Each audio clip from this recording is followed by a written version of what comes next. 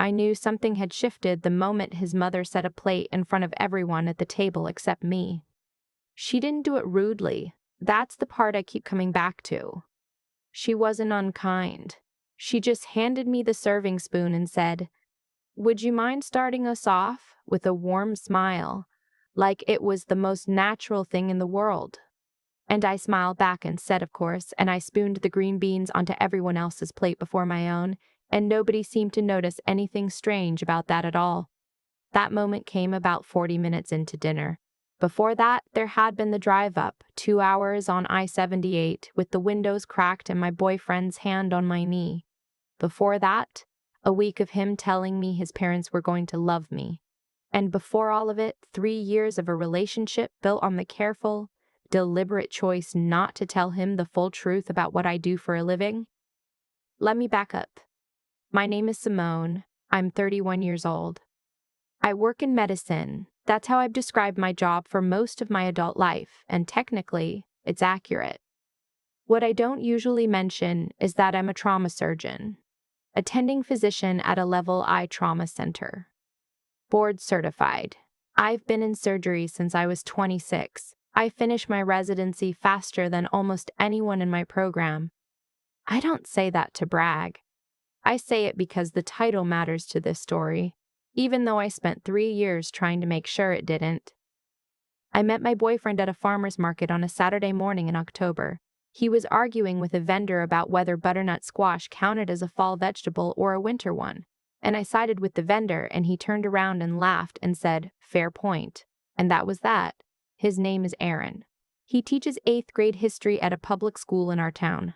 He coaches JV soccer in the fall. He drives a 10-year-old Subaru with a cracked bumper and a national park sticker on the back window. He is, without question, one of the kindest people I have ever met.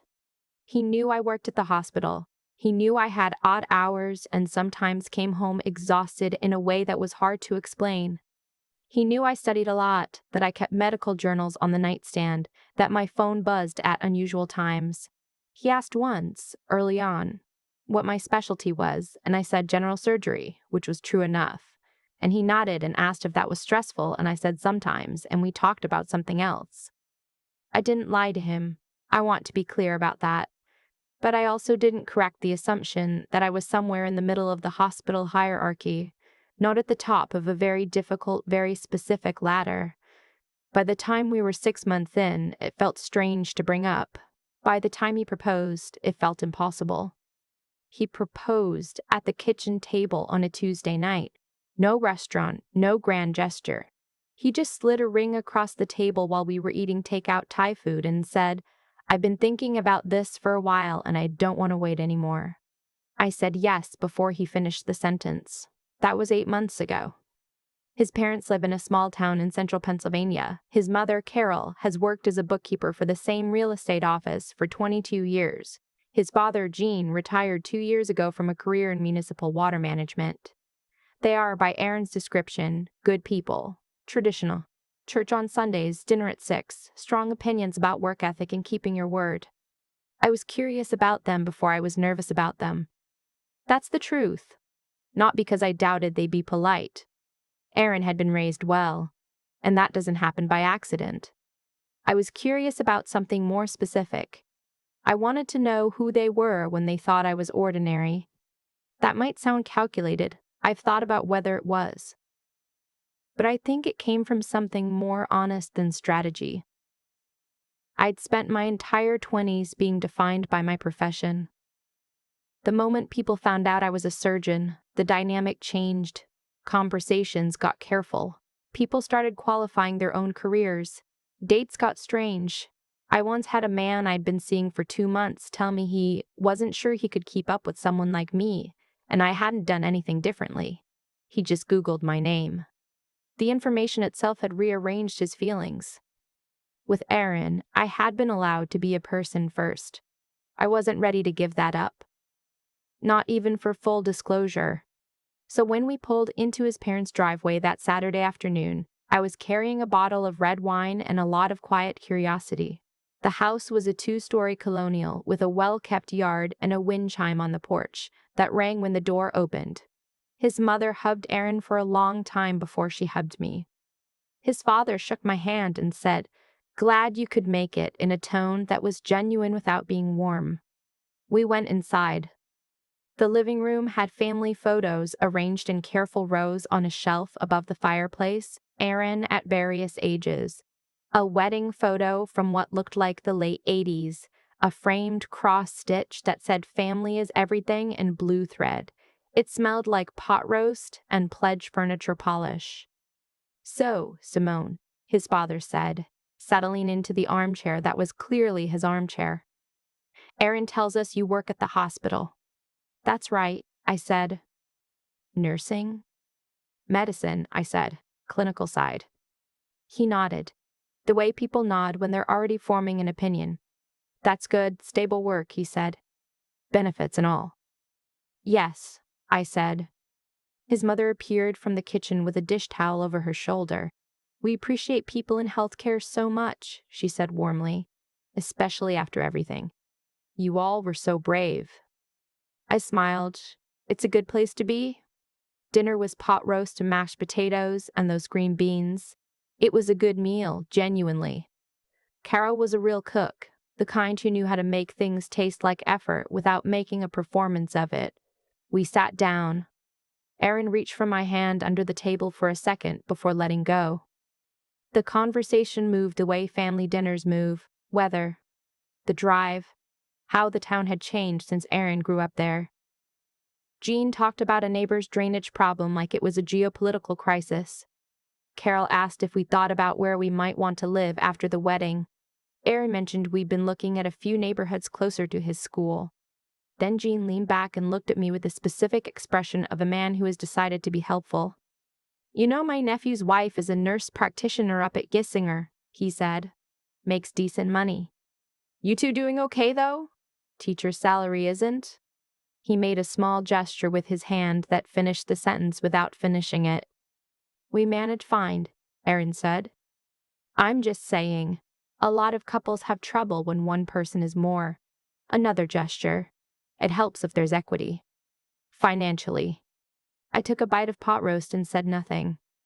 His mother stepped in with the practiced ease of a woman who had been redirecting this man's conversational turns for 35 years.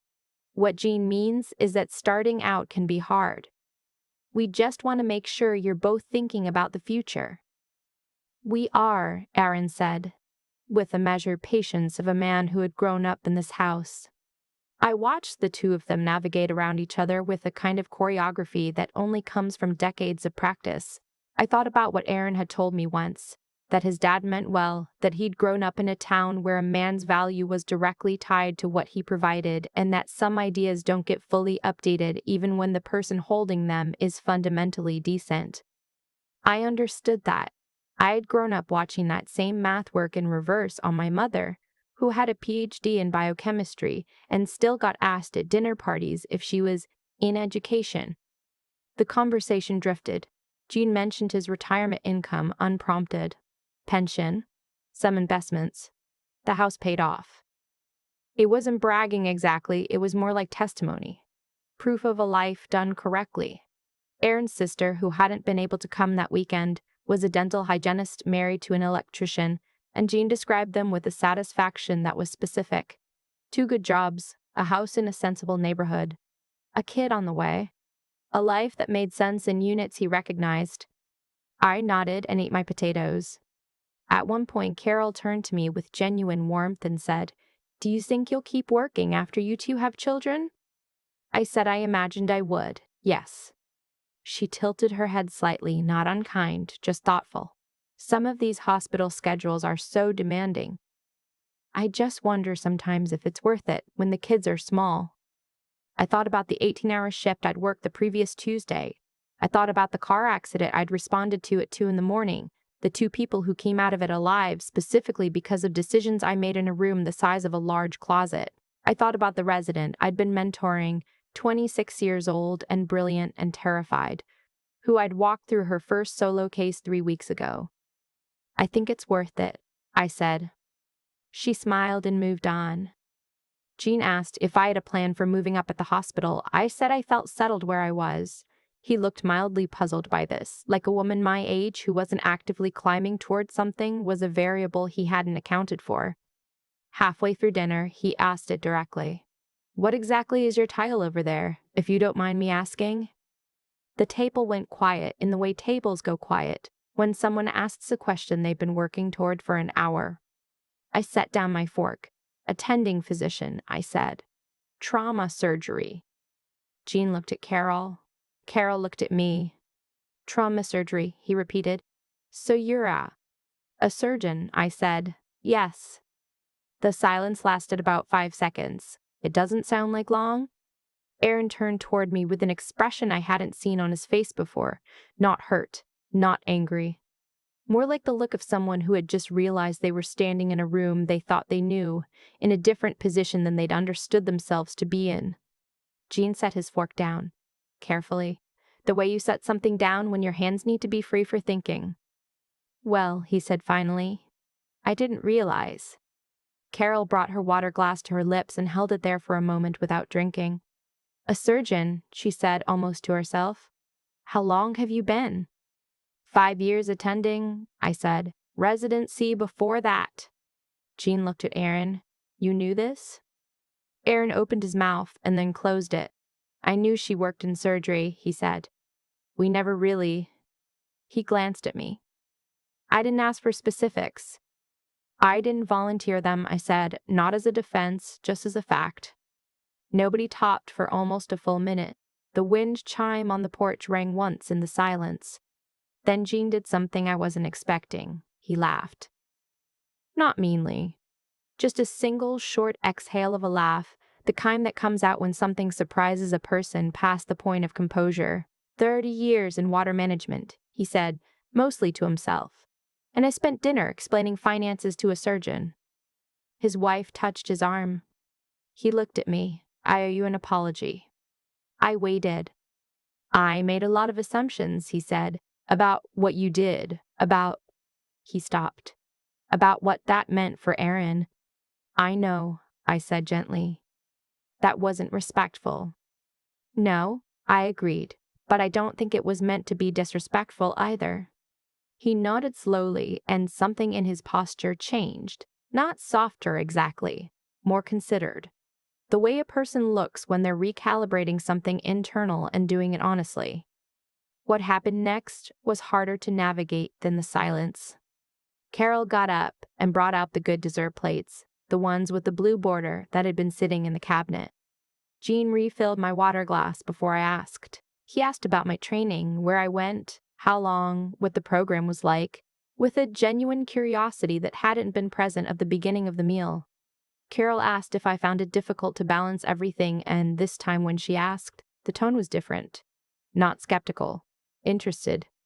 I answered everything honestly, but something had flattened in me.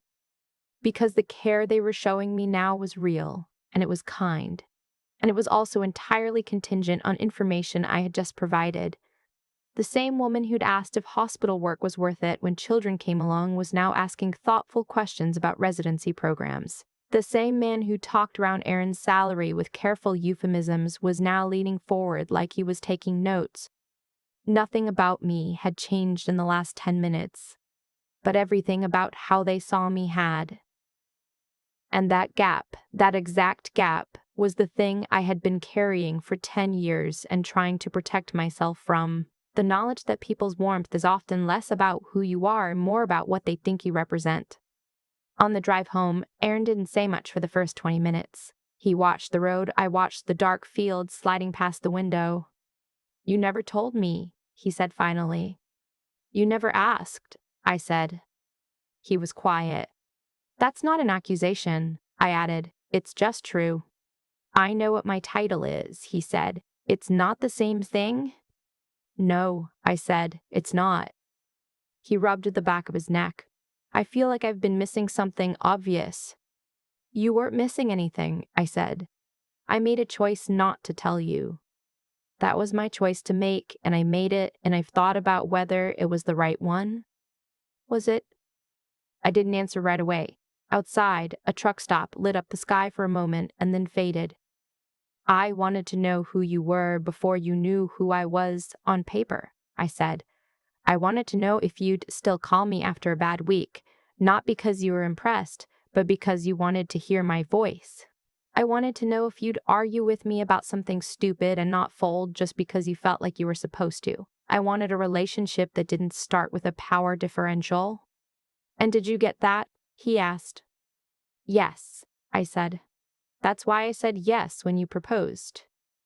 He was quiet again, but it was a different kind of quiet than before. He reached over and put his hand on mine, and this time, he didn't let go. I think I need to sit with this, he said.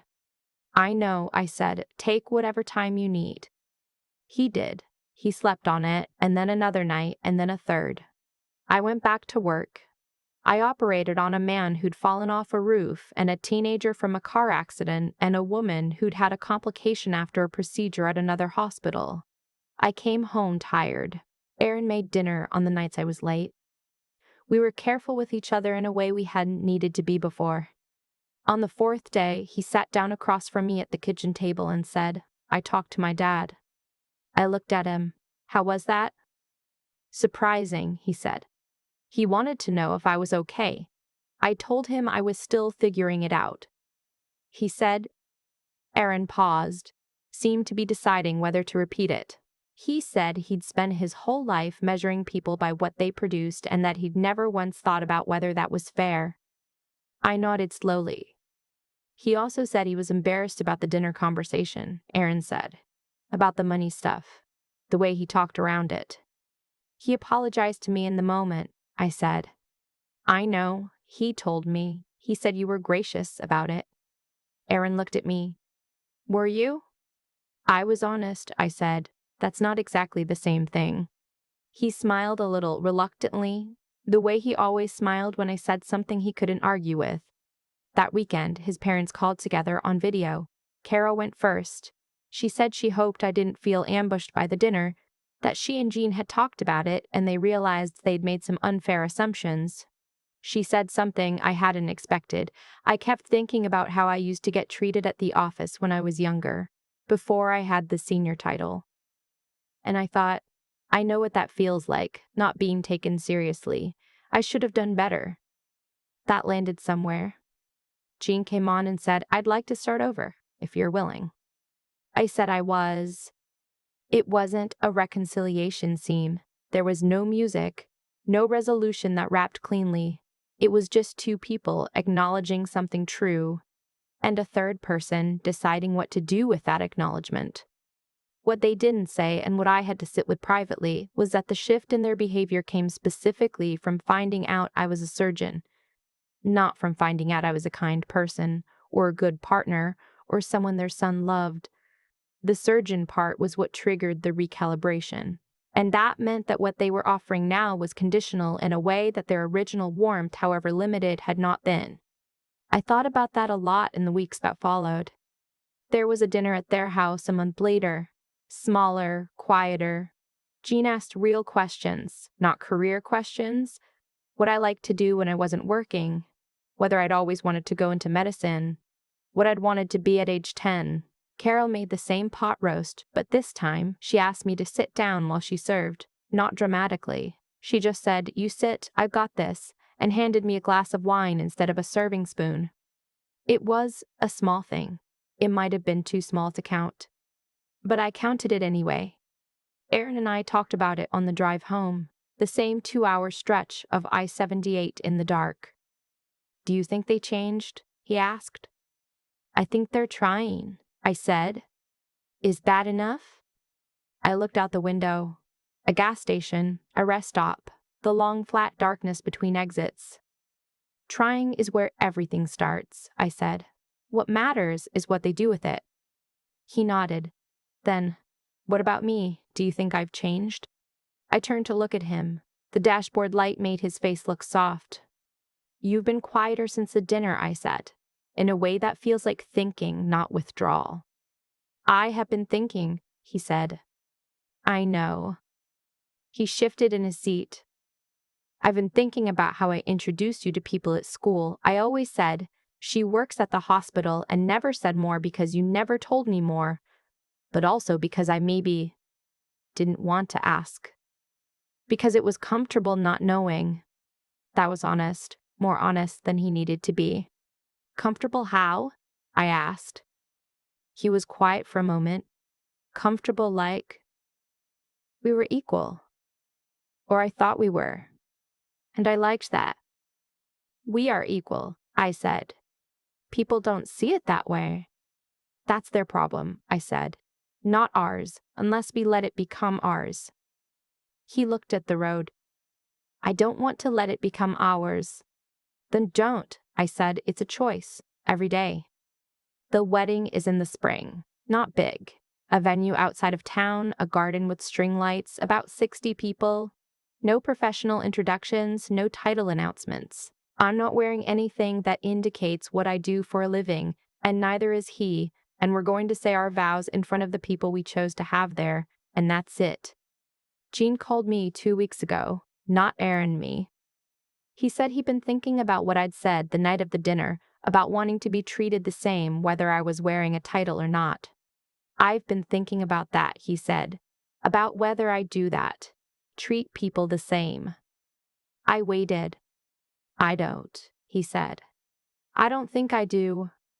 I think I was raised to believe that what a person does is who a person is, and I've never really questioned that. Most people don't, I said. Does it bother you? Still? I thought about how to answer that honestly. What bothered me wasn't you specifically, I said. It was recognizing something I already knew. That the way a lot of people treat you when they think you're ordinary is the truest version of how they see the world. He was quiet on his end. And it wasn't cruel, I said. That's what I keep coming back to. It was just the default. And defaults can be changed. I'm trying to change mine, he said. I believe you, I said. And I did. Imperfectly, carefully, with no guarantee of how it turns out, but I did. The question I came into that dinner carrying was never about whether they would like me once they found out. I already suspected they would. The question was simpler and harder than that. It was, who are you when the stakes feel low? Who are you when you believe the person sitting across from you doesn't have anything you need? Because that version of a person, the unguarded one, the one that comes out when no one's watching the credits roll, that's the one you actually end up living beside. I saw that version of Jean and Carol over pot roast and green beans on a Saturday evening in October. And then I saw the version they became when the context changed. And the distance between those two versions told me everything I needed to know about the work that still lay ahead. Not just for them, for all of us. The people who love you best are the ones who act the same when they think you're nobody. That's not a standard most of us meet perfectly. I don't either. But it's worth holding on to. It's worth paying attention to. And it's worth building a life around the people who are at least trying, genuinely, imperfectly, honestly trying to get there. I still think about that serving spoon. Not because it was cruel. It wasn't. Carol handed it to me with a warm smile, the kind of smile that comes from genuine hospitality, and in a different context I might have taken it as a gesture of inclusion. But in that room, at that table, it was the clearest possible signal of where she thought I stood. And the thing is, she didn't decide that. She just assumed it, automatically, the way we all assume things about people we've decided we already understand. That's what I keep returning to, not the assumption itself, but how effortless it was, how little it cost her to make it. I'd thought about what Gene said on that phone call weeks later, that he had spent his whole life believing what a person does is who a person is. That's not a cruel worldview. It's actually a logical one if you were raised in a world where the people around you were defined by their labor, where dignity was something you earned through output and then wore like a badge. I understand where that comes from. I was raised by a woman who had a doctorate and still got asked if she was in education, and I watched her answer politely every single time, and I understood even as a child that she was absorbing a cost that nobody was acknowledging. What I learned from that dinner and from the weeks that followed is that character isn't revealed in the moments when someone knows what you're worth. It's revealed in the moments when they're certain you're not worth much at all. That's when the unguarded version shows up. And that version is the one you actually have to reckon with. Aaron reckoned with it honestly. That mattered more to me than anything else that happened. He didn't deflect or explain his parents away. He sat with the discomfort of realizing he had been comfortable, and he asked himself what that comfort had cost me, and he didn't like the answer. That kind of honesty, the kind that turns the lens inward without being asked, that's not something you can fake. It takes a real willingness to be wrong about yourself, which is one of the harder things a person can do. And Jean, calling me directly, not to apologize exactly, but to think out loud about something he'd never examined before. That took something too. It would have been easier to let the dinner fade into the past and let the new, polished version of the relationship stand in for it. He chose not to do that. I respect that choice, even knowing it came late and came contingent on information he shouldn't have needed. What I want, if I'm honest, is a world where the pot roast dinner and the post-revelation dinner look the same. Where Carol hands me the wine either way. Where Jean asks me about my life either way. I know that's not how most people work. I know that most of us extend more care to people we believe can give us something in return, and less to people we've quietly written off. I'm not exempt from that. But I think the work, the real, slow, daily work of becoming a decent person, is in catching that instinct and questioning it, in asking, am I being kind right now because this person has earned it, or because it's the right way to treat another human being regardless? That question doesn't have a finish line.